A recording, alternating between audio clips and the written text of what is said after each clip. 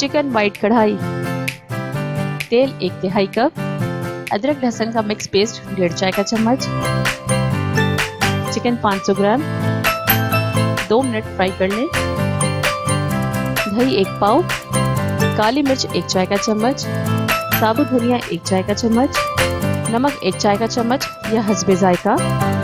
अच्छी तरह मिक्स कर लें, 10 मिनट तक दरमियानी आंच पर पकाएं।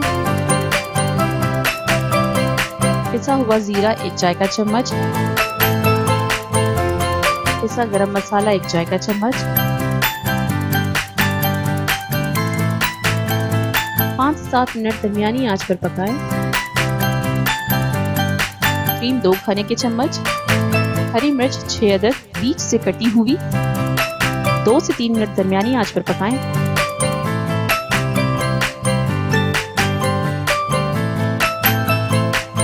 और गर्मा गर्म पेश करें।